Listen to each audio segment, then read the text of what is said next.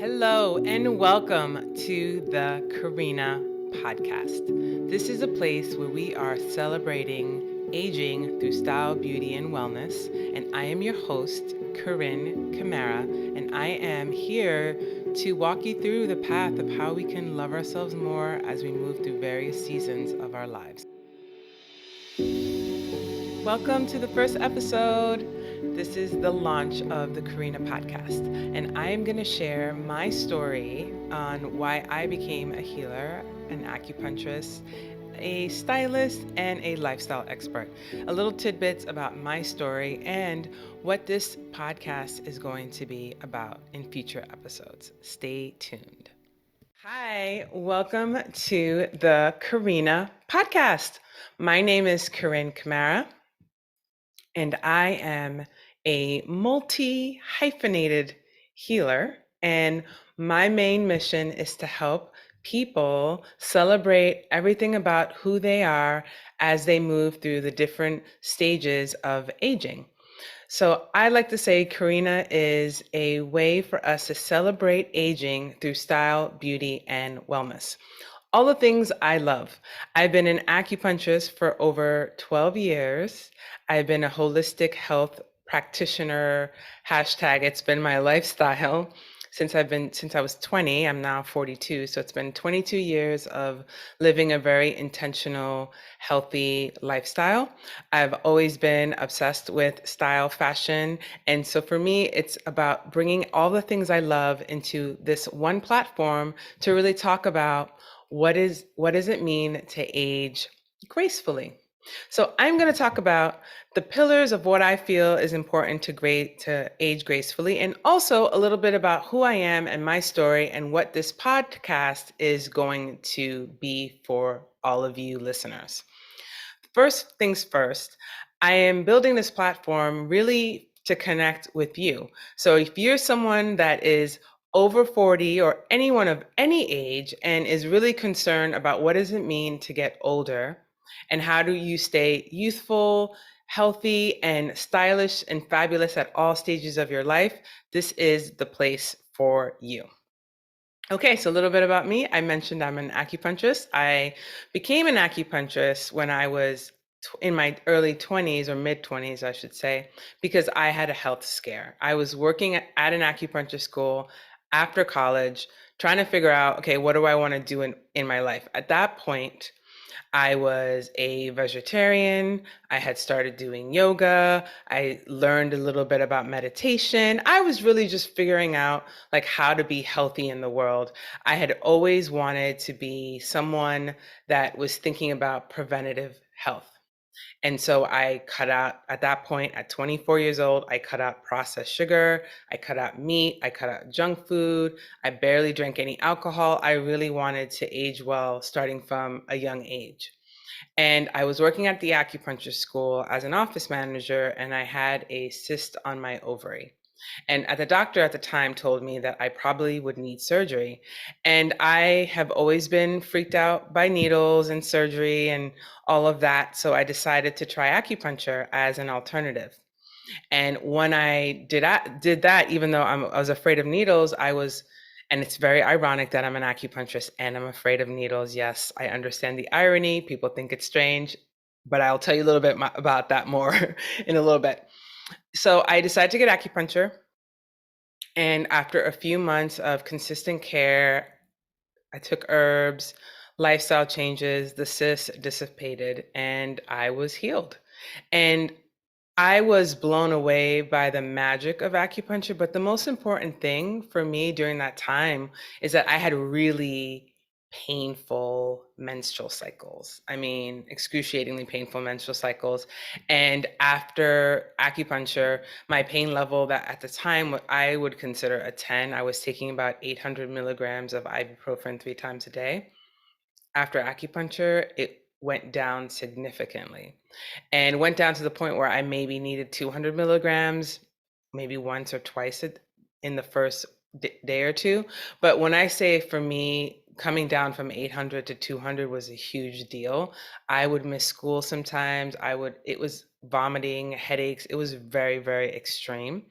And after the acupuncture treatment, not only did my cyst go away, but my menstrual cramps went away. And for me, that was so miraculous that I was like, you know what? I want to become I want to become an acupuncturist because this changed my life in such a deep, profound way.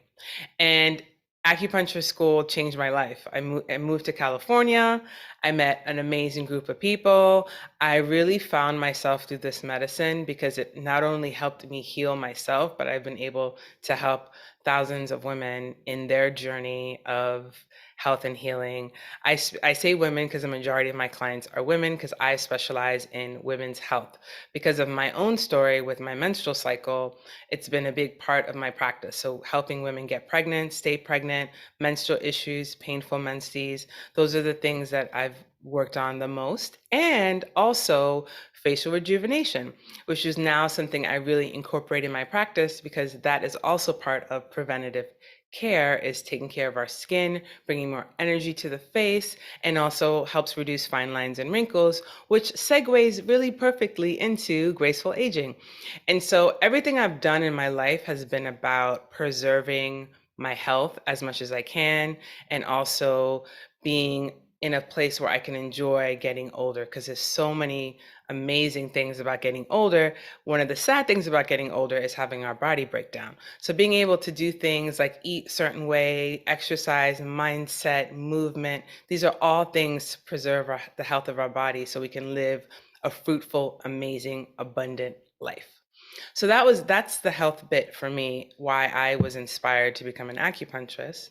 And how that segued into celebrating aging for me was when I hit the big 4-0. I'm 42, but it was 2 years ago. And hitting 40 was a big deal for me, mostly because it was kind of like, okay, now I'm in my midlife.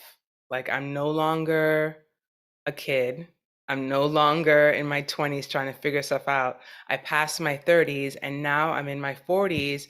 That means I am at the place where I need to take 100% responsibility for my life and live the life I want to live and not think about the shoulda, woulda, couldas, and maybe I should do this and having all these self-limiting thoughts.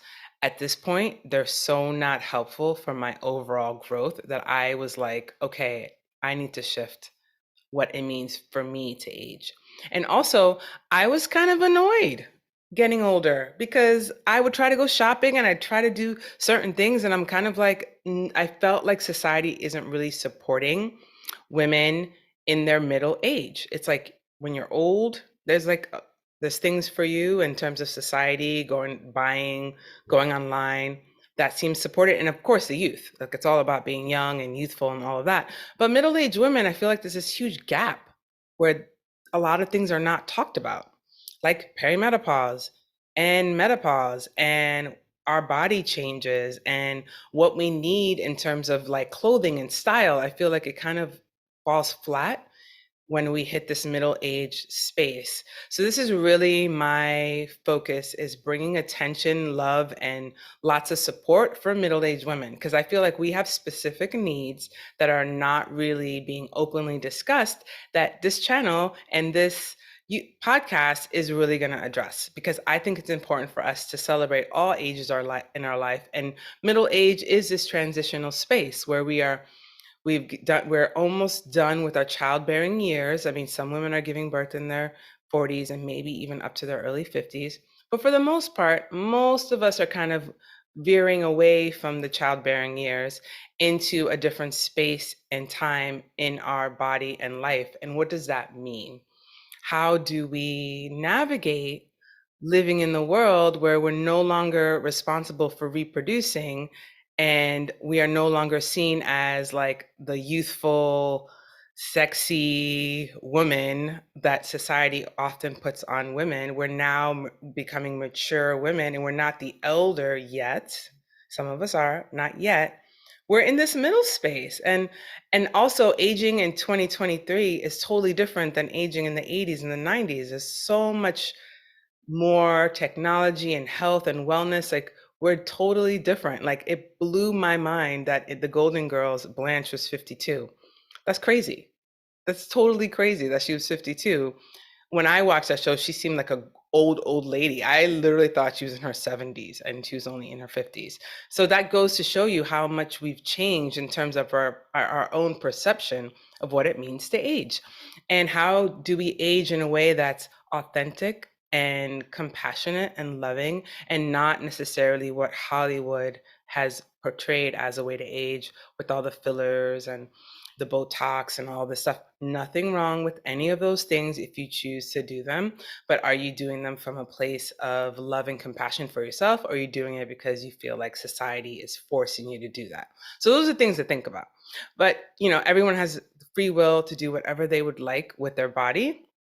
We're not here to judge you or shame you or do anything of the sort. We're just here to support and love and accept you at any phase of your life. And we're here to talk about things that you want to talk about that has to do with aging gracefully. So on the show, we're going to have lots of different guests that are going to be experts in their field. That could be anywhere from coaching, business, health and wellness, spirituality, style. We're going to talk about all those things that are specific to us and how we age and how we navigate the world as a person that is getting up in age, and what that means to be a pillar in your own community and in your own life. So my definition of graceful aging is total love and acceptance for who you are right now. Oftentimes, as we get older, we start to think about, oh, I wish I was this, or I remember when I was that. And I'm the same, guilty of the same. Like, oh my God, I remember when I was 20 and I looked like this, or I remember when I did this. I remember I used to stay up all night. And there's all this like reminiscence on the past. And then this anxiety about the future of, oh my God, my body's going to break down. I won't be able to do this. I won't be able to do that. And for right now, we're talking about today, right now. How can you accept your body right now? And how could you pour love and acceptance into your body and grow to love your body as it moves through the different phases of our lives? So that's what I consider graceful aging. And also, another aspect of graceful aging is learning to let go of the negative emotions that are holding you back. Because oftentimes, that's probably the most painful thing about getting older, is if you are holding on to all these negative emotions, these negative thought patterns, they really start to have a very, very strong effect on your life, your physical body, your mental body, and your emotional body. So part of graceful aging is letting go of all of that and coming to a place of peaceful acceptance of who you are right now. And in that, also having fun, being playful, being joyful, being able to express who you are all the time and not have any restrictions of not being your authentic self. I think one of the things I remember when I was in my 20s, a friend of mine who was in her 40s, was telling me to enjoy your youth, and it gets better as you get older because you start to love and accept yourself in such a way that you can really be yourself. And I remember at the time I was like 20 something, I was kind of like, I don't know what this woman's talking about. I just didn't understand. And I really began to understand that concept when I became 40. I was like, oh yeah, this is what she was talking about. She was talking about fully accepting yourself and knowing that as you get older, it gets better. It really does get better. And the reason why it gets better is because you are emotionally, mentally more mature, and you're able to deal with life from a completely different perspective.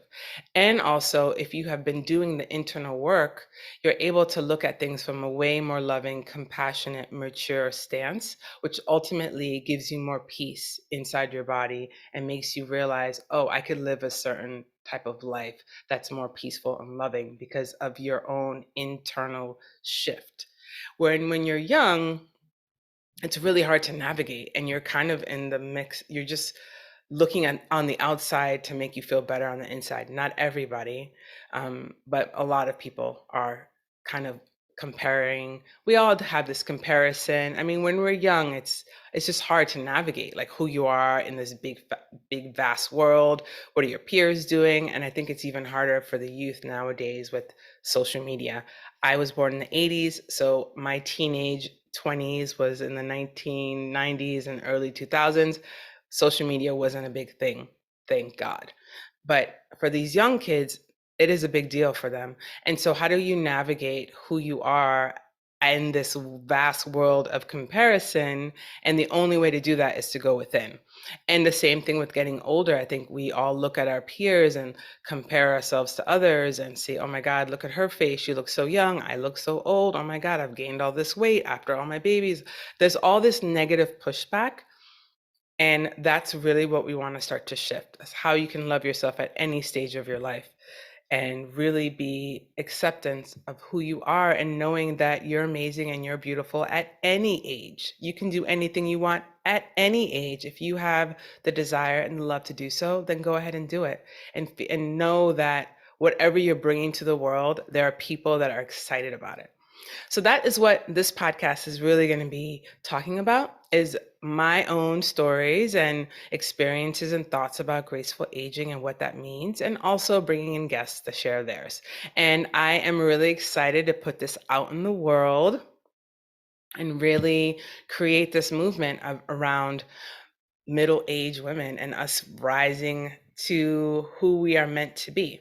And for me, it's important because I feel like I've taken a lot of years not taking up space within my own being and really being excited about life. So this is also a way for me to heal that. I mean, I've healed that in many ways, and I'm always a work in progress. So I'm also here to create a space for you, but also bring this energy into my life because I'm living this every single day as well. We're in this together where we're all aging.